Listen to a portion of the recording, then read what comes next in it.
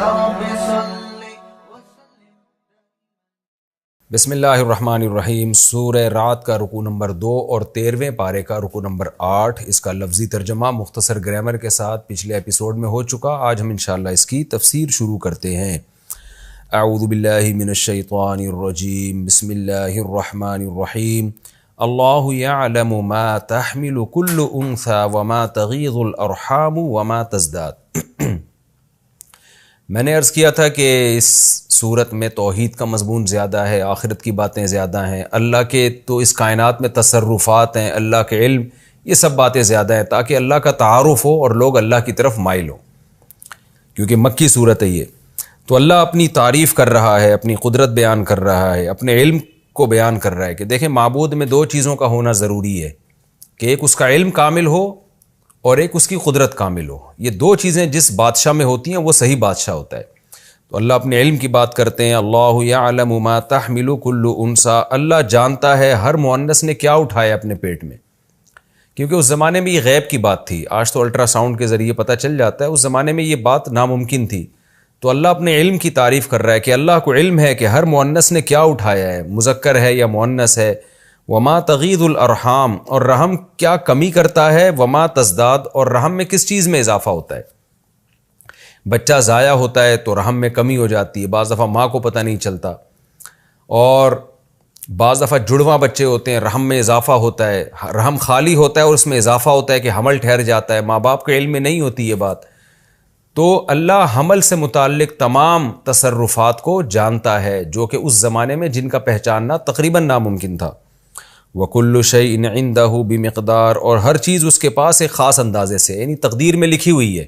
اس کا علم ایسا کامل ہے، اس کا سب پتہ ہے اس کو، اور اس کے پاس یہ سب چیزیں پہلے سے طے شدہ ہیں کہ کس کو کتنی روزی ملے گی، کس کے ساتھ کیا حالات ہوں گے، یہ سب اندازہ پہلے سے لگایا جا چکا ہے. عالم الغیب، اور غیب کو جانتا ہے، والشہادہ، اور ظاہر باتوں کو جانتا ہے. الکبیر، بڑا ہے. المتعال، مرتبے کے لحاظ سے بہت بلند ہے. کبیر اور متعال کا تقریباً ایک ہی معنی ہے. یہ عربی کے الفاظ ہیں، ان کو دوسری زبانوں میں ڈیفائن کرنا بڑا مشکل ہوتا ہے کیونکہ عربی بہرحال ایک بلیغ زبان ہے. تو اردو میں یہی ہوگا کہ ذات کے لحاظ سے بھی بڑا اور مقام اور مرتبے کے لحاظ سے بھی بڑا ہے. سواء منکم، برابر ہے کہ منکم من اسر القول، کہ تم میں سے کوئی شخص بات کو چھپائے، ومن جہر بہ، یا بات کو ظاہر کرے، ومن ہوا مستخف باللیل، رات کو وہ کہیں چھپ کے بیٹھ جائے، وسارب بالنہار، یا دن کی روشنی میں چلتا پھرے. تو یہ سب چیزیں سواء برابر ہیں، یعنی اللہ کے حق میں برابر ہیں. یہ ایسا علم اس کا کامل ہے کہ تم چھپ کے کوئی کام کرو، اوپنلی کوئی کام کرو، خفیہ باتیں کرو، اعلان کر کے کرو، اللہ کے لیے اس سے کوئی فرق نہیں پڑتا. ایسا علم اس کا کامل ہے. لَهُ مُعَقِّبَاتٌ مِّن بَيْنِ يَدَيْهِ وَمِن خَلْفِهِ، اور اللہ کا اس کائنات کو چلانے کا نظام اتنا اسٹرانگ ہے کہ اللہ نے معقبات، باریاں لگائے ہوئے فرشتے رکھے ہوئے ہیں. معقبات کا مطلب باریاں لگاتے ہیں. ایسے فرشتے ہیں، حدیث میں آتا ہے اس آیت کی تفسیر نا کہ فرشتے متعین ہیں. من بین یدیہ ومن خلفہ، انسان کے سامنے بھی اور پیچھے بھی، یعنی انسان سے پہلے بھی، یدیہ کا معنی پہلے اور خلفہ کا معنی بعد میں. تو یہ احاطہ کرنے کے لیے نا کہ آگے پیچھے اس کے ایسے فرشتے ہیں، یحفظونہ من امر اللہ، جو اللہ کے حکم سے اس کی حفاظت کرتے ہیں. حدیث میں اس کی تفسیر ہے کہ صبح کے وقت فرشتے آتے ہیں جو چلے جاتے ہیں، شام کے فرشتے آتے ہیں، جب شام کے آتے ہیں تو صبح والے چلے جاتے ہیں، صبح کے آتے ہیں تو شام والے چلے جاتے ہیں. اور یہ فرشتے اللہ نے انسانوں کی حفاظت کے لیے رکھے ہیں. دیکھیں کچھ مادی چیزیں تو ایسی ہیں جو ہمیں نظر آتی ہیں، ان کی حفاظت کا انتظام بھی ہمیں نظر آتا ہے، لیکن ایسی مخلوق بھی اللہ نے پیدا کی ہے جو ابھی تک جہاں تک انسان کی پہنچ ہی نہیں ہے، جن کو شیاطین اور جنات کہا جاتا ہے. وہ بھی انسانوں کو نقصان پہنچانے کی فکر میں لگے رہتے ہیں. ایک الگ نظام، ایک عالم ہے الگ. وہ تو ان سے حفاظت کے لیے بھی اللہ نے ایسی ہی مخلوق پیدا کی ہے جو ہمیں نظر نہیں آتی، جن کو فرشتے کہا جاتا ہے. تو معقبات کا مطلب ان فرشتوں کی باریاں لگتی ہیں، ڈیوٹیاں ہوتی ہیں. ایک جماعت آتی ہے، دوسری جاتی ہے، دوسری آتی ہے، پہلی جاتی ہے. تو یہ بھی اللہ کا ایک نظام ہے. ان اللہ لا یغیر ما بقوم، اور اللہ کی ایک عادت کیا ہے کہ اللہ کسی قوم کی حالت کو تبدیل نہیں کرتے حتیٰ یغیروا ما بانفسہم، یہاں تک کہ وہ اپنی حالت خود ہی چینج نہ کر لیں. یعنی اللہ نے تو حفاظت کا انتظام کیا اور یہ قدرت کے دلائل دیے، جس کا تقاضا یہ تھا کہ یہ نعمتیں انسانوں کے ساتھ ہوتی رہتی اور انسان ہمیشہ محفوظ رہتے، لیکن اس محفوظ حالت سے انسان تباہی کی طرف اسی وقت جاتا ہے. اللہ اس کو تباہی کی طرف اسی وقت لے کے جاتا ہے جب انسان خود اپنی حالت کو تبدیل کر دیتا ہے. وہ دلائل میں غور ہی نہیں کرتا، وہ خدا کی نافرمانیوں میں آ جاتا ہے. وَإِذَا أَرَادَ اللَّهُ بِقَوْمٍ سُوءًا، اور جب اللہ کسی قوم کو تباہ کرنے کا ارادہ کر لے، فَلَا مَرَدَّ لَهُ، تو اس تباہی کو کوئی لوٹا نہیں سکتا. یعنی اگرچہ اللہ نے انسانوں کی حفاظت کا بہترین انتظام کیا ہوا ہے، مادی لحاظ سے بھی حفاظت ہو رہی ہے، روحانی لحاظ سے بھی حفاظت ہو رہی ہے، شیاطین سے بھی حفاظت ہو رہی ہے، جراثیم سے حفاظت کا سائنسدان کہتے ہیں الگ سیٹ اپ ہے ہماری باڈی میں، تو زبردست حفاظت کا نظام ہے. لیکن جب اللہ کسی قوم کو تباہ کرنے کا ارادہ کر لے تو یہ تمام حفاظتیں ناکام ہو جاتی ہیں، پھر اللہ تباہ کر کے چھوڑتا ہے.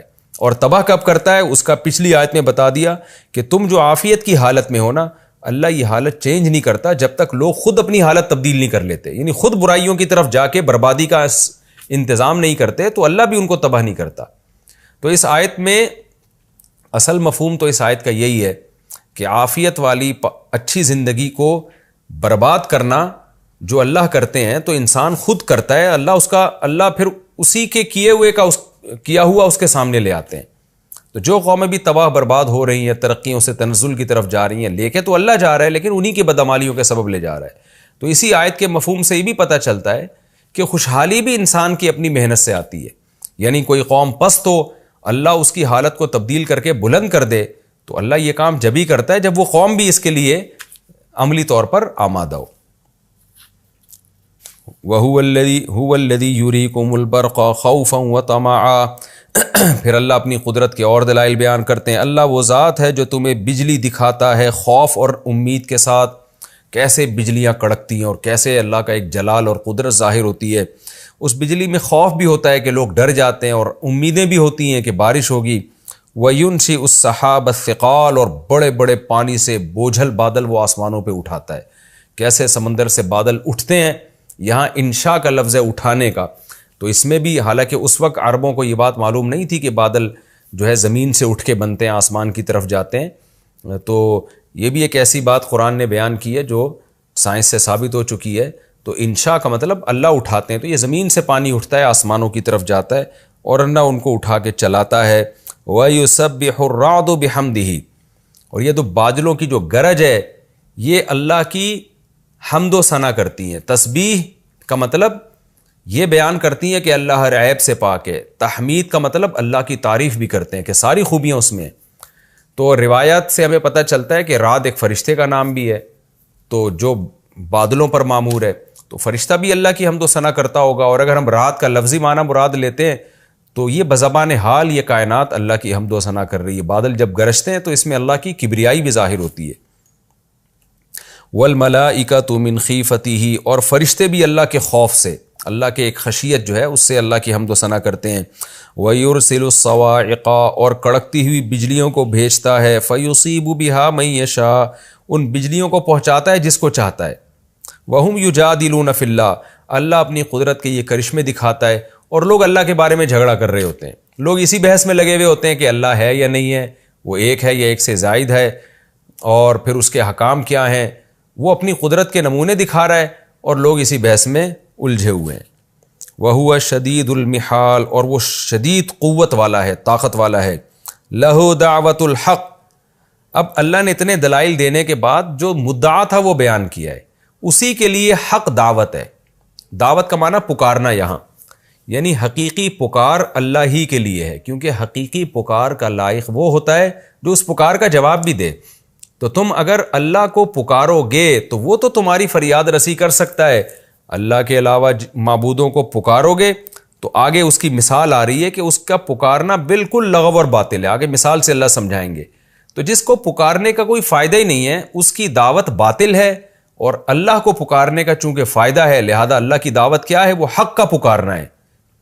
تو حق کا پکارنا، جس کا حق ہو اس کو تو پکارا جائے گا، اور جس کو پکارنے کا کوئی فائدہ ہی نہ ہو ان معبودوں کو کیوں خدا بنا رکھا ہے.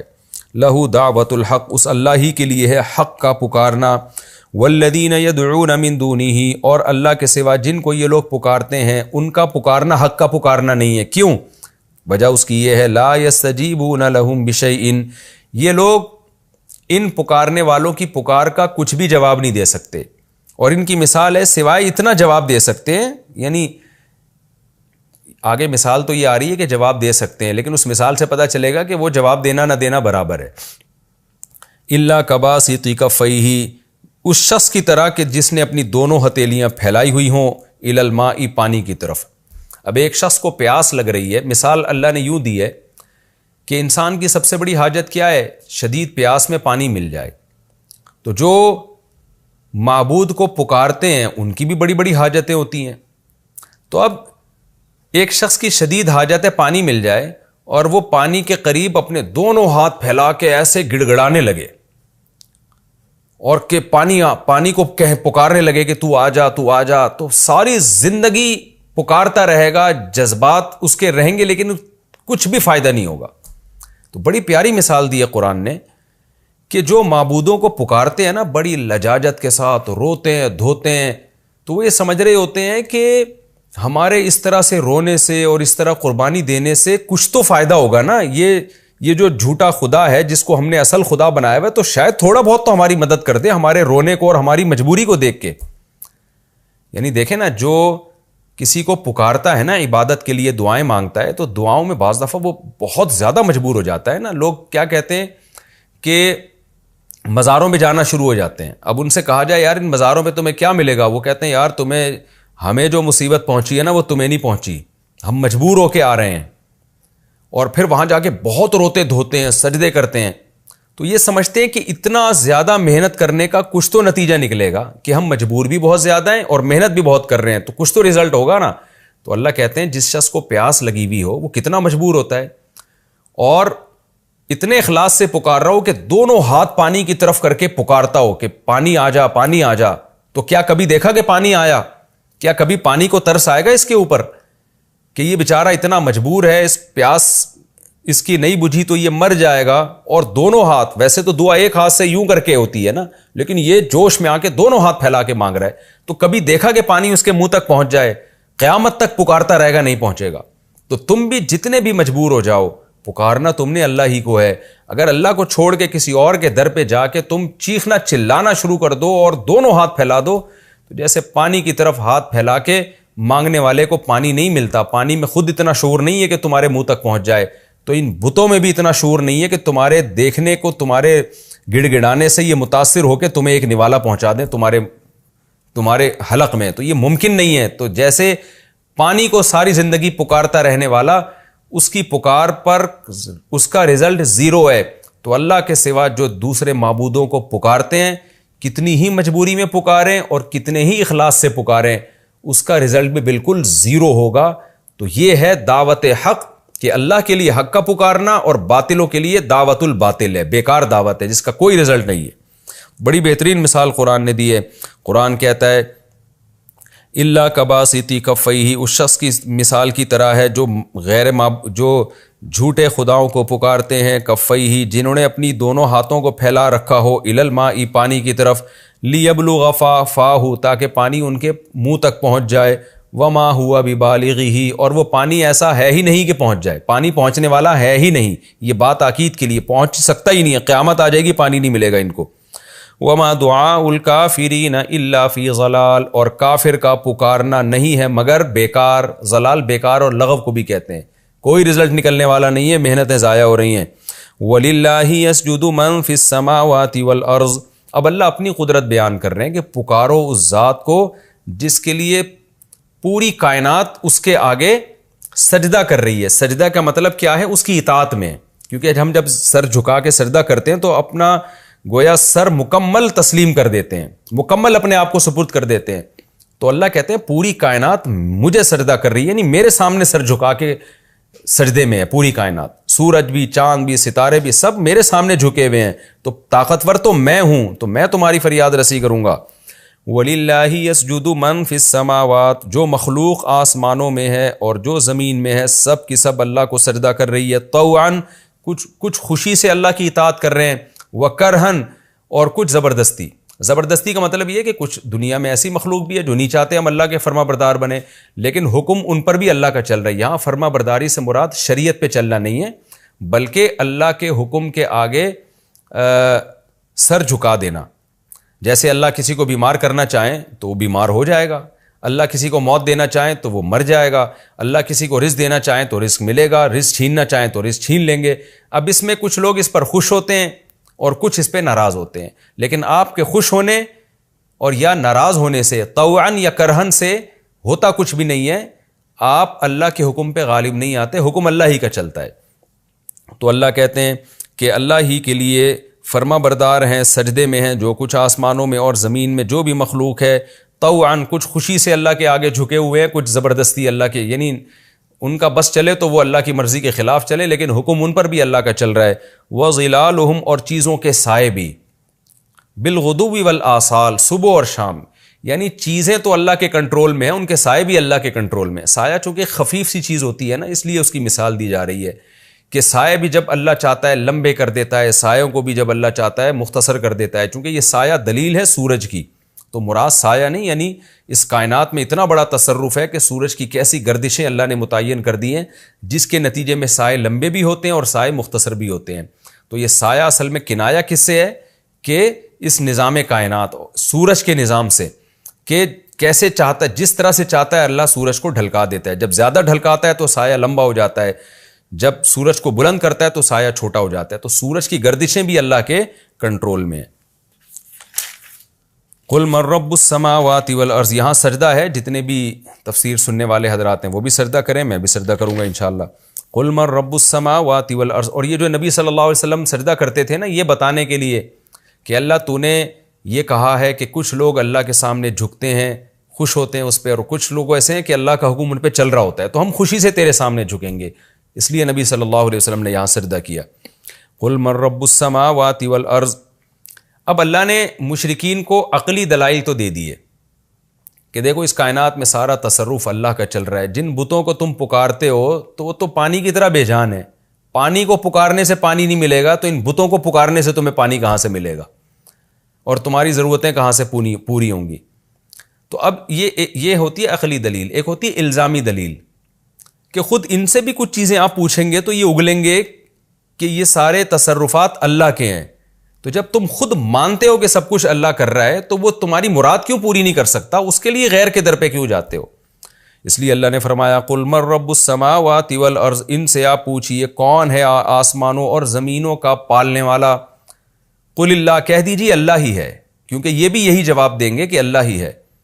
تو اب پھر ان سے پوچھئے جب اللہ ہی ہے، قل افاتخذتم من دونہ اولیاء، تو پھر کیا تم نے ٹھہرا لیا ہے اس اللہ کو چھوڑ کر دوسروں کو دوست؟ دوست سے مراد یہاں معبود ہے، کیونکہ معبود بھی دوست ہوتا ہے نا، اس سے انسان راز و نیاز کی باتیں کرتا ہے.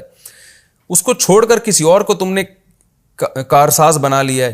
لا یملکون لانفسہم نفعا ولا ضرا، جو اپنی ذات کے لیے بھی نفع اور ضرر کے مالک نہیں ہے، کہ ان پتھروں کے بنے ہوئے معبودوں کو تم کوئی نقصان پہنچانا چاہو تو یہ اپنا دفاع نہیں کر سکتے.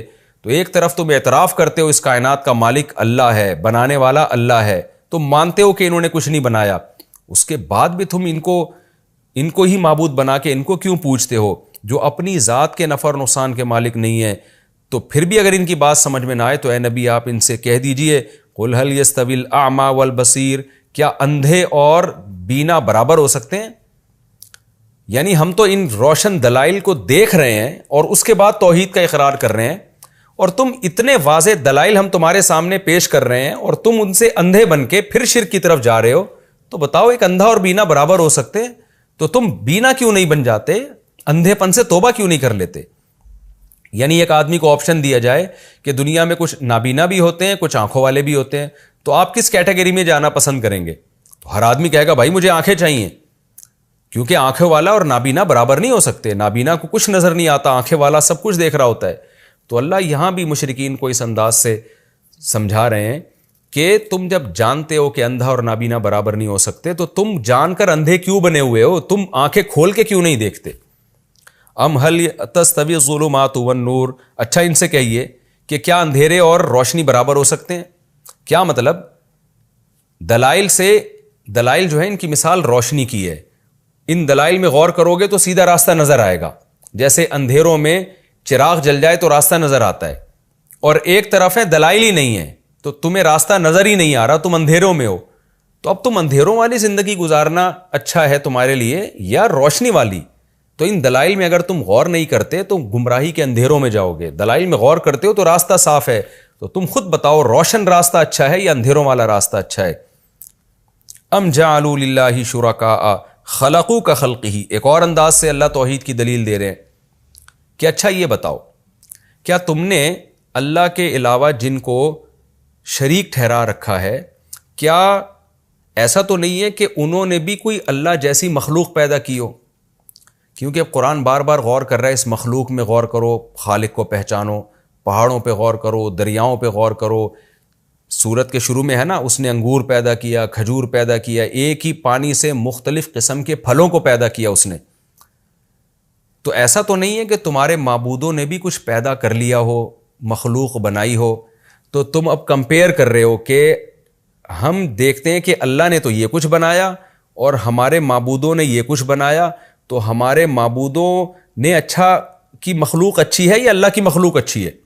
تو اس میں تمہیں کوئی کنفیوژن ہو رہی ہو. جیسے آپ کسی کی قدرت کے قائل ہوتے ہیں نا, تو اس کی پروڈکٹ کو دیکھتے ہیں آپ, تو دو بندوں نے دو مختلف چیزیں بنائی, اب آپ کنفیوز ہو رہے ہو یار اس کی چیز زیادہ اچھی ہے یا اس کی چیز زیادہ اچھی. تو اس میں آپ کو کنفیوژن ہو رہی ہے, تو آپ کہتے ہو نہیں یہ والی زیادہ اچھی ہے, تو یہ جس کو بنانے والا جو کریٹر ہے نا وہ زیادہ پاورفل ہے. تو اللہ کہتے ہیں کیا اس طرح کی تمہیں کوئی کنفیوژن ہے کہ اللہ کے علاوہ جو معبود ہیں انہوں نے بھی کچھ بنا دیا ہو, مخلوق بنائی ہو, تو تم اب ان کی مخلوق اور اللہ کی مخلوق کو کمپیئر کر کے تمہیں کنفیوژن ہو رہی ہے کہ یار اللہ کی جو مخلوق ہے وہ زیادہ پاورفل نہیں ہے, اس میں زیادہ کمالات نہیں ہے. اللہ نے تو کھجور, انگور اور یہ سب چیزیں بنائی, لیکن ہمارے معبودوں نے جو چیزیں بنائی ہیں وہ اس سے بھی زیادہ چھمبے کی ہیں. تو اس میں تمہیں کنفیوژن ہو رہی ہے, اس لیے تمہیں سمجھ بھی نہیں آ رہا کہ اللہ سے مانگے یا معبودوں سے مانگے. ظاہر ہے ایسا نہیں ہے, کوئی مخلوق ہے ہی نہیں ان کا بنایا ہوا کچھ ہے ہی نہیں. بنایا ہوا ہوتا تو یہ بحث ہوتی کہ یہ اچھا ہے کہ وہ اچھا ہے. تو جب بنایا ہی نہیں ہے تو ان کو پکارتے کیسے ہو تم؟ تو اللہ فرماتے ام جعلوا للہ شرکاء, کیا انہوں نے اللہ کے علاوہ اللہ کے ساتھ ایسے شریک بنا لیے ہیں, خلقوا کخلقہ, جنہوں نے اللہ کی خلق جیسی مخلوق بنائی, یعنی انہوں نے پیدا کیا کخلقہ جیسے اللہ نے پیدا کیا. اس طرح کیا انہوں نے بھی کچھ پیدا کر دیا ہے؟ فتشابہ الخلق, خلق بمانا مخلوق کے ہے, فتشابہ الخلق علیہم, بس ان لوگوں پر وہ مخلوق متشابہ ہو گئی ہے. متشابہ کا مطلب یہ خلط ملط ہو گئی ہے کہ اللہ کا بنایا ہوا اچھا ہے یا ان معبودوں کا بنایا ہوا اچھا ہے, بھی کنفیوز ہو گئے ہیں. اس کو کہتے ہیں استفہام انکاری, یعنی استفہام کا مطلب اللہ نے سوال پوچھا ہے. ظاہر ہے سوال کا جواب ہے کہ ایسا نہیں ہے. بعض دفعہ ہم کسی سے سوال پوچھتے ہیں نا, تو سوال کا مقصد سوال نہیں ہوتا بلکہ اس پہ رد ہوتا ہے. جیسے ہم لوگوں سے کہہ رہے ہوتے ہیں نا, ایک آدمی آیا آپ سے بھیک مانگ رہا ہے اور کہہ رہا ہے کہ آپ اسے بھیک دیں, زکوٰۃ دیں, حالانکہ آپ کو پتہ ہے کہ وہ کروڑ پتی ہے. اب کوئی بندہ آ کے آپ کو کہتا ہے یار یہ اتنی بھیک مانگ رہا ہے, دے دینا اس کو, تو آپ اسے کیا کہتے ہیں؟ کیا سیٹھ کو میں زکوٰۃ دے دوں؟ آپ اس کو یوں کہتے ہیں نا, کیا میں مالدار آدمی کو زکوٰۃ دے دوں؟ تو یہ کیا کا لفظ یہ سوال نہیں ہوتا, یہ استفہام انکاری کہلاتا ہے. کیا مطلب ایسا نہیں ہو سکتا. تو اللہ بھی یہاں سوال کر رہے ہیں کہ کیا اللہ کے علاوہ جو معبود ہیں انہوں نے بھی کوئی مخلوق بنا لی ہے؟ ظاہر ہے کسی نے نہیں بنائی. قل اللہ خالق کل شیء, اللہ فرماتے ہیں اللہ ہی تو ہے جو ہر چیز کا خالق ہے. وہو الواحد, اور وہ اکیلا ہے, اس کے ساتھ کوئی ایسا معبود نہیں ہے جس نے اس کائنات بنانے میں اللہ کے ساتھ شرکت کی ہو. تو وہ اکیلا ہے. القہار, اور ہر چیز پر غالب ہے. تو جب وہ اکیلا بھی ہے, سب سے زیادہ طاقتور بھی ہے, تو لہو دعوت الحق, حق کی پکار بھی اللہ ہی کے لیے ہے. اسی کو پکارنا برحق ہے, اس کے علاوہ کسی کی کو پکارنا بھی وہ بیکار اور لغو ہے. آگے اللہ نے ایک بڑی خوبصورت مثال دی ہے, کیونکہ جب نبی صلی اللہ علیہ وسلم اتنے واضح دلائل دے رہے تھے شرک کے غلط ہونے پر, ان معبودوں کے غلط ہونے پر, دیکھیں ہمیں تعجب ہوتا ہے نا کہ اتنی واضح باتیں سن کر مشرکین ایمان کیوں نہیں لے کر آ رہے. وجہ کیا تھی؟ باپ دادا ان کے پتھروں کو پوجتے چلے آ رہے ہیں اتنے عرصے سے, تو اب ان کی بتوں کی محبت دلوں میں بیٹھ چکی ہے. تو اب کیا ہے کہ نبی صلی اللہ علیہ وسلم اور اہل اسلام کو ایک تسلی دی جا رہی ہے کہ آپ صبر کریں, غالب اسلام ہی آئے گا. وہ کیا خوبصورت مثال دی ہے. اللہ نے فرمایا انزل من السماء ماء, دیکھو اللہ ایک مثال بیان کرتا ہے، جیسے کہ آگے آ رہا ہے کذالک یضرب اللہ الحق والباطل، اللہ اس طرح سے حق اور باطل کو بیان کرتا ہے. کس طرح سے؟ کہ انزل من السماء ماء، اللہ آسمان سے پانی برساتا ہے. فسالت اودیۃ، وادیاں بہنے لگتی ہیں. فاحتمل السیل زبدا رابیہ، جب وادیاں بہتی ہیں تو جھاگ جو خش و خاشاک ہوتے ہیں نا، کچرا، وہ اچانک اٹھ کے اوپر آ جاتا ہے. یعنی جب بارش آتی ہے اور پانی بہنا شروع ہوتا ہے تو سارا گند جو ہے نا کچرے کا، وہ اوپر آ جاتا ہے. یہ ایک مثال ہوئی. ایک اور اللہ مثال دیتے ہیں وَمِمَّا يُوقِدُونَ عَلَيْهِ فِي النَّارِ، ان چیزوں میں سے جن پر یہ آگ لگاتے ہیں آگ کے اندر. یوقدون علیہ کا معنی جن پر یہ جلانے کا عمل کرتے ہیں، فی النار آگ میں. آگ میں جن چیزوں کو یہ جلاتے ہیں، کون سی چیزیں؟ ابتغاء حلیۃ، زیور بنانے کے لیے، یعنی زیور کی تلاش میں، او متاعن، یا دیگر سامان کی تلاش میں. وہ کون سی چیز ہوتی ہیں؟ وہ دھاتیں ہوتی ہیں، سونا، چاندی، پیتل وغیرہ. تو ان چیزوں میں بھی زبدن، جھاگ آتا ہے، مثلہ، اسی جیسا. یعنی جھاگ سے مراد ہے کچرا. یعنی جب کوئی بھی چیز یہ لوگ بھٹی میں ڈالتے ہیں زیور بنانے کے لیے، یا تلواریں یا دھاتیں یا برتن وغیرہ بنانے کے لیے، تو ان چیزوں میں بھی زبدن، اوپر کچرا آنا شروع ہو جاتا ہے. آگے اللہ فرماتے ہیں دیکھو اس طرح سے اللہ حق اور باطل کو بیان کرتا ہے. پھر آگے اس کا بیان ہے فَأَمَّا الزَّبَدُ، جو کچرا ہے نا، فَيَذْهَبُ جُفَاءً، وہ ختم ہو جاتا ہے خشک ہو کے، یعنی غائب ہو کے. یہاں خشک سے مراد ہے غائب ہونا، وہ غائب ہو کے چلا جاتا ہے. وَأَمَّا مَا يَنْفَعُ النَّاسَ، اور جو چیز لوگوں کو فائدہ پہنچاتی ہے، جو پانی ہے، یا اس میں جو اصل جو چیز آپ ڈھالنا چاہ رہے ہیں سونے اور چاندی میں، جو اصل دھات ہے، فَيَمْكُثُ فِي الْأَرْضِ، وہ نیچے زمین میں بیٹھ جاتی ہے. کیا مطلب؟ نبی صلی اللہ علیہ وسلم کو تسلی دی جا رہی ہے کہ دیکھو یہ بھی دنیا میں ایک مثال ہے نا، کہ جب آپ حق کی دعوت دے رہے ہیں نا، تو یہ حق کی دعوت کی مثال ایسے ہے جیسے بارش کا پانی. جب تک زمین میں خشکی ہوتی ہے، خش و خاشاک اور کچرا وچرا سب نیچے پڑے رہتے ہیں، گند نیچے رہتا ہے، ظاہر نہیں ہوتا وہ. لیکن جب ایک سیلاب آتا ہے تو سارا گند اٹھ کے اوپر آ جاتا ہے. اس سے دیکھنے والا پہلی نظر میں یہ سمجھتا ہے کہ یہ بارش یا یہ سیلابی ریلا گند بڑھانے کا ذریعہ بن گیا ہے، باطل کو پھیلانے کا ذریعہ بن گیا ہے. حقیقت میں اس نے باطل کو پھیلایا نہیں ہوتا، باطل کو مختلف جگہوں سے اکٹھا کر کے اوپر لا کے دکھایا ہوتا ہے. اور پھر وہ اگر وہ سیلاب چلتا رہے تو وہ سارا باطل بالآخر ختم ہو جاتا ہے اور صاف پانی آنا شروع ہو جاتا ہے. اسی طرح اللہ کہتے ہیں تم جو سونے، چاندی اور پیتل کو پگھلاتے ہو نا، اس کے اندر کتنا کچرا ہوتا ہے لیکن وہ نظر نہیں آتا. جب آگ کی بھٹی میں وہ جلتے ہیں تو آہستہ آہستہ وہ سارا کچرا اوپر آ جاتا ہے، جس سے تمہیں ایسا لگتا ہے کہ کچرا ہی کچرا ہے ہر وقت. حالانکہ وہ کچرا ہوتا، وہ بڑھتا نہیں، وہ سارا اکٹھا ہو جاتا ہے. اور پھر آخر کیا ہوتا ہے کہ وہ جب ایک جگہ اکٹھا ہو جاتا ہے تم اس کو آرام سے پھینک دیتے ہو اور سارا خالص سونا اور چاندی نیچے بیٹھ جاتا ہے. تو اسلام کی دعوت بھی جب آئی ہے تو اے نبی صلی اللہ علیہ وسلم اور اے اہل اسلام، سارا باطل جو ہے نا بالآخر مختلف جگہوں سے اکٹھا ہو رہا ہے، اور اکٹھا ہوتے ہوتے اوپر کی طرف آ رہا ہے، امڑ رہا ہے، جس سے تمہیں یہ مایوسی ہونے لگتی ہے. تم یہ سمجھتے ہو کہ باطل اور زیادہ پاورفل ہو رہا ہے اور ہماری دعوت سے باطل کم ہونے کے بجائے بڑھ رہا ہے. تو نہیں، بڑھ نہیں رہا، یہ سارا اکٹھا ہو رہا ہے اور اوپر اوپر نظر آ رہا ہے. اندر خالص پانی ہے، خالص دعوت ہے. اس دعوت کو کنٹینیو رکھو اور سونے اور چاندی کو جلانے کے عمل کو کنٹینیو رکھو، تو یہ سارا کچرا ایک جگہ اکٹھا ہوگا اور بالآخر وہ سیلابی ریلا اس سارے کچرے کو بہا کے لے جائے گا، اور جو پانی انسانوں کے فائدے کا ہے، شفاف پانی، وہ آخر میں رہ جائے گا. تو اسی طرح اسلام کی دعوت رہ جائے گی، حق غالب آ جائے گا اور باطل سارا اکٹھا ہو کے بالآخر ایک ہی جو ہے نا زور میں وہ سارا کا سارا باطل ختم ہو جائے گا. تو اس مثال کا حاصل یہ نکلا کہ جب تک حق کی دعوت نہیں آتی، حق اور باطل خلط ملت رہتے ہیں. جیسے پانی میں کچرا بھی ہوتا ہے اور پانی بھی ہوتا ہے، مٹی بھی ہوتی ہے، اور سونے اور چاندی میں کچرا بھی ہوتا ہے، خالص سونا بھی ہوتا ہے. تو یہ سب مل جل کے رہتے ہیں. تو ہمیں باطل کی قوت کا بھی اندازہ نہیں ہوتا، لیکن جب حق آتا ہے تو پھر باطل آہستہ آہستہ سامنے ظاہر ہونا شروع ہوتا ہے. ساری باطل قوتیں متحد ہونا شروع ہو جاتی ہیں. تو اس سے گھبرانا نہیں چاہیے. اس کی مثال تو ایسے ہے، جب تک بارش کا سیلاب نہیں تھا تو کچرا تو موجود تھا، وہ تو پہلے سے تھا. تو بارش کا پانی ایک دفعہ تو اس کو اوپر لاتا ہے، پھر اس کو ختم کر دیتا ہے. تو یہاں بھی حق کی دعوت اگر کنٹینیو رہے گی تو باطل کی اس طاقت سے تمہیں متاثر ہونے کی ضرورت نہیں ہے. یہ باطل بالآخر ایک دفعہ جمع ہوگا، نظر آئے گا اور بالآخر پھر یہ ایسا غائب ہوگا کہ اس کا نام و نشان ختم ہو جائے گا. تو اس لیے تمہیں دین کی دعوت میں پریشان نہیں ہونا اور اس باطل کے امڑنے کو دیکھ کر تم نے خوف زدہ نہیں ہونا ہے. یہ تو اسی سیلابی ریلے کی طرح ہے. آگے اللہ فرماتے ہیں للذین استجابوا لربہم الحسنی، وہ لوگ جنہوں نے اپنے رب کی دعوت پر لبیک کہا، توحید کی دعوت کو قبول کیا اور رب کی اطاعت کی، ان کے لیے حسنی خوشخبریاں ہیں، اچھے ٹھکانے ہیں، یعنی الحیات الحسنی، اچھی زندگی ہے.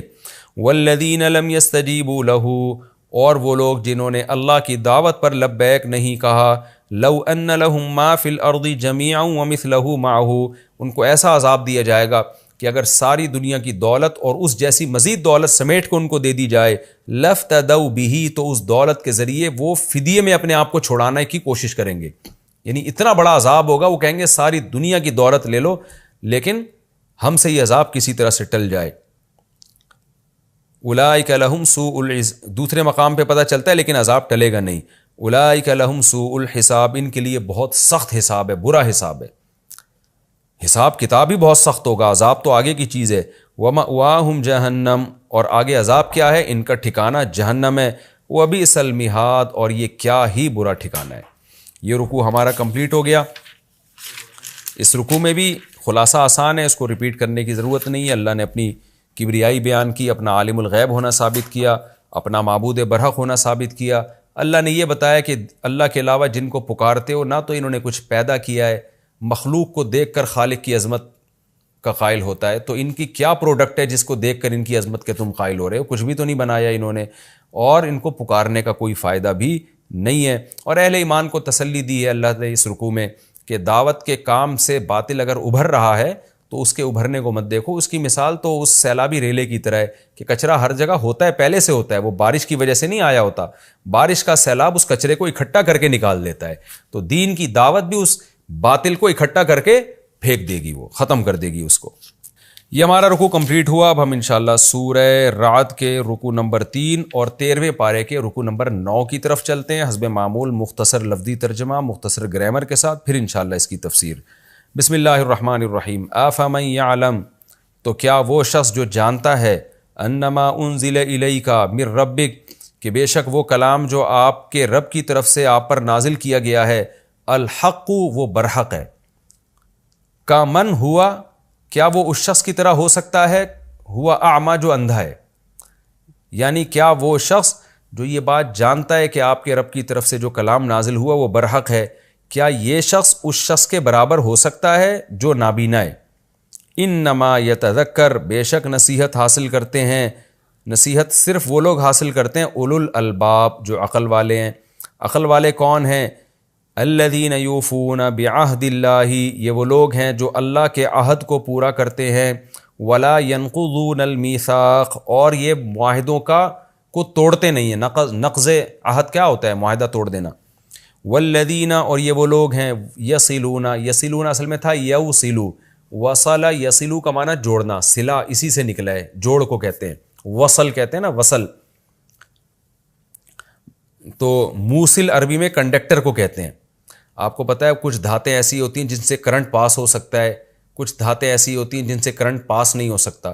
تو انگلش میں غالباً اس کے لیے کنڈکٹر کا لفظ استعمال ہوتا ہے کہ منتقل کرنے والی. تو عربی میں اس کو موصل کہتے ہیں، یعنی کرنٹ کو ایک جگہ سے دوسری جگہ پہنچانے والی. تو وصل کا معنی ملانا، اصل میں تھا یوصلون. والذین یصلون، یہ وہ لوگ ہیں جو ملاتے ہیں، ما، اس چیز کو، امر اللہ بہ، جس چیز کے بارے میں اللہ نے حکم دیا، ان یوصل، کہ اس کو ملایا جائے.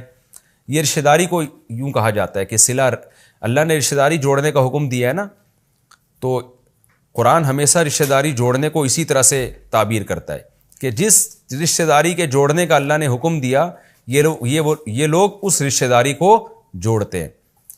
تو باقی تفسیر میں اس کی ڈیٹیل آئے گی انشاءاللہ. وَيَخْشَوْنَ رَبَّهُمْ، اور اپنے رب سے ڈرتے ہیں. وَيَخَافُونَ سُوءَ الْحِسَابِ، اور برے حساب سے ڈرتے ہیں. یہ ڈرتے ہیں کہ کہیں ہمارا حساب بہت سخت نہ ہو جائے. والذین صبروا، اور یہ وہ لوگ ہیں جنہوں نے صبر کیا، ابتغاء وجہ ربہم، اپنے رب کے چہرے کی تلاش میں. چہرے سے مراد ہے اللہ کی رضا، اللہ کی رضا کی تلاش میں. وَأَقَامُوا الصَّلَاةَ، اور انہوں نے نماز قائم کی. وَأَنفَقُوا، اور خرچ کیا، مما، اس رزق میں سے، رزقناہم، جو رزق ہم نے ان کو دیا. کیسے خرچ کیا؟ سرًا چھپا کے بھی، وعلانیتاً اور دکھا کے بھی، وَيَدْرَؤُونَ بِالْحَسَنَةِ، درأ یدرؤ کا معنی ہوتا ہے دور کرنا، اور یہ دور کرتے ہیں بالحسنہ نیکی کے ذریعے، السیئہ برائی کو، اولئک لہم عقبی الدار، یہ وہ لوگ ہیں جن کے لیے عقبہ کہتے ہیں انجام کو، الدار کا معنی گھر، تو گھر سے مراد آخرت کا گھر ہے، یہ وہ لوگ ہیں جن کے لیے گھر کا اچھا ٹھکانہ ہے، یعنی ان کا جو آخری گھر ہوگا وہ اچھا ہوگا، تو ٹھکانہ ان کا اچھا ہوگا۔ وہ ٹھکانہ کیا ہوگا؟ جنات عدن، ہمیشگی کے باغات، یدخلونہا، جن باغات میں یہ لوگ داخل ہوں گے، یہ بھی داخل ہوں گے، ومن، اور وہ لوگ بھی، صلحہ، جو صلاحیت والے ہوئے، من آبائہم، ان کے باپ داداؤں میں، وازواجہم، ان کی بیویوں میں، وذریاتہم، اور ان کی اولادوں میں، یعنی یہ خود بھی اس جنت میں داخل ہوں گے، اور ان کے وہ باپ دادے، بیویاں اور اولادیں بھی اسی جنت میں ان کے ساتھ داخل ہوں گی، صلاح جن میں صلاحیت بھی ہوگی، یعنی مشرک اور کافر تو نہیں داخل ہو سکتے نا، تو جو اس قابل بھی ہوئے تو وہ بھی داخل ہوں گے، تفسیر میں اس کی ڈیٹیل آئے گی انشاءاللہ۔ والملائکۃ یدخلون علیہم، اور فرشتے داخل ہوں گے، فرشتے آئیں گے ان کے پاس، من کل باب، ہر دروازے سے، کیا کہیں گے؟ سلام علیکم، فرشتے کہیں گے تم پر سلامتی ہو، بما صبرتم، اس صبر کے نتیجے میں جو تم نے کیا، فنعم عقبی الدار، اللہ کہتے ہیں کیا ہی خوب اچھا انجام ہے، کیا ہی خوب انجام کا گھر ہے، یعنی ان کا آخری گھر کتنا ہی اچھا ہے۔ والذین ینقضون، اور وہ لوگ، ینقضون عہد اللہ، جو اللہ کے عہد کو توڑتے ہیں، من بعد میثاقہ، اس عہد کو مضبوط کرنے کے بعد، وَيَقْطَعُونَ مَا أَمَرَ اللَّهُ بِهِ أَن يُوصَلَ، اور قطع کرتے ہیں ما، اس چیز کو، امر اللہ بہ ان یوصل، کہ اللہ نے حکم دیا ہے اس کو جوڑا جائے، یعنی رشتہ داری کو توڑتے ہیں، وَيُفْسِدُونَ فِي الْأَرْضِ، اور زمین میں فساد مچاتے ہیں، أُولَئِكَ لَهُمُ اللَّعْنَةُ، یہ وہ لوگ ہیں جن کے لیے لعنت ہے، وَلَهُمْ سُوءُ الدَّارِ، اور ان کا کے لیے برا گھر ہے، یعنی وہ گھر جو ان کا ٹھکانہ ہوگا وہ بہت ہی برا ہے۔ اللہ یبسط الرزق لمن یشاء ویقدر، اللہ وہ ذات ہے کہ جس کے لیے چاہتا ہے روزی کو پھیلا دیتا ہے، ویقدر، اور جس کے لیے چاہتا ہے تنگ کر دیتا ہے، قدر یقدر کا معنی تنگ کرنا بھی ہوتا ہے۔ وَفَرِحُوا بِالْحَيَاةِ الدُّنْيَا، اور یہ اتراتے ہیں دنیاوی زندگی پہ، دیکھیں فرحت کا معنی کبھی خوشی بھی ہوتا ہے، لیکن سیاق و سباق سے پتہ چلتا ہے کبھی اترانا بھی ہوتا ہے، یہ لوگ اتراتے ہیں اس دنیاوی زندگی پر۔ وَمَا الْحَيَاةُ الدُّنْيَا فِي الْآخِرَةِ، اور نہیں ہے دنیاوی زندگی فی الآخرۃ، یعنی فی مقابلۃ الآخرۃ، آخرت کے مقابلے میں، الا متاع، مگر تھوڑا سا سامان، آخرت کے مقابلے میں کچھ بھی نہیں ہے۔ یہ اس رکوع کا لفظی ترجمہ مختصر گرامر کے ساتھ ہو گیا۔ وقت چونکہ ہمارا مکمل ہو چکا ہے، تو اگلے ایپیسوڈ میں انشاءاللہ ہم سورہ رعد کا رکوع نمبر 3 اور 13ویں پارے کا رکوع نمبر 9، اس کی انشاءاللہ ہم تفسیر شروع کریں گے۔ اللہ تعالی ہمیں سمجھنے کی، عمل کی توفیق عطا فرمائے۔ وما علینا الا البلاغ۔